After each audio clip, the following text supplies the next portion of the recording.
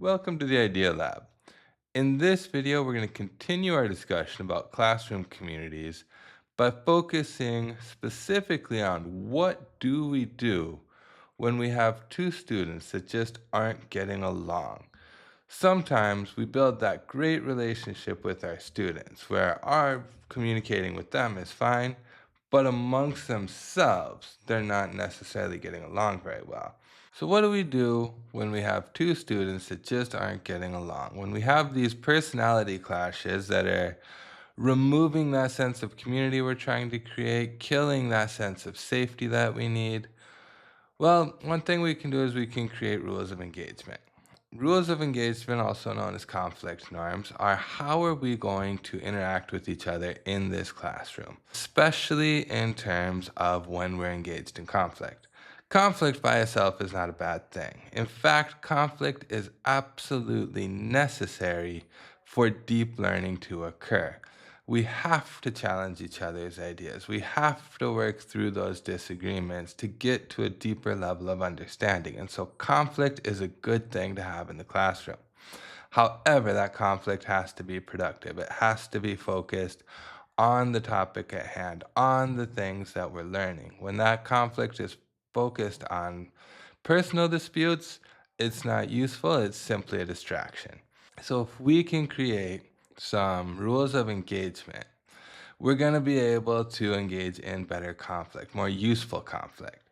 So with the creation of the rules of engagement, what you're going to do is you're going to come up with a couple of your own that are just going to be non-negotiables. Think about how do you expect people to behave during conflict? How do you expect them to engage in productive conflict? And you're going to add those to your list and you're going to tell your class that these are non-negotiable. These are the things that will or will not happen during conflict. However, you're also going to give the class the opportunity to add to that list. And so you're going to ask them, what else do we need to consider to make sure that we can engage in conflict in a way that it helps us to learn?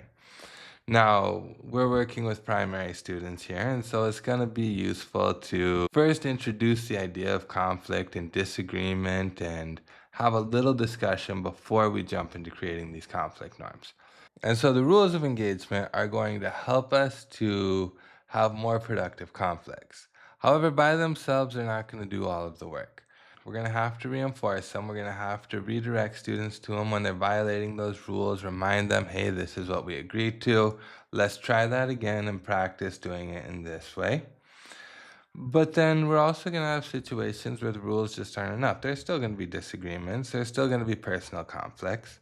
And in those cases, where the rules of engagement don't seem to be enough to get students through, we can look at doing a mediation with students. In the mediation, we're going to pull the two students that are disagreeing aside, or if there's more, then more. But we're going to pull them aside and we're going to have a discussion just with them. What seems to be the challenge? What's making it difficult for us to get along? Where is this disagreement coming from? And in doing so, what's probably going to happen is your students are going to blame each other. Well, he's doing this or she's doing that. And that's not really going to get us anywhere. That's just going to be finger pointing. So what we're going to do is we're going to tell our students, I want you to describe the problem as if you are the only person responsible for causing it. Now, the first couple times they're going to come back and they're going to continue to blame the other person. You're going to have to redirect them and say, nope, let's try that again as if you're the only person. And eventually they'll get there. They'll be able to describe it in a way that they're the only person responsible. You're not asking them to admit to being the party responsible. You're simply asking them to engage in a hypothetical, describe the situation as if they were the only person responsible. Usually, what this approach will lead to is both parties recognizing that they have some blame to play within the disagreements and a little bit better understanding and ability to move forward and move past this conflict. Third strategy I'm going to share with you is called the gratitude exchange. In the gratitude exchange, what we do is I'll usually do this about once a week with my class. I like to do it on Fridays, just to end the week on a positive note. And when I do the gratitude exchange, every student has to share one positive thing, one thing they like or they appreciate or that's good about another student in the class.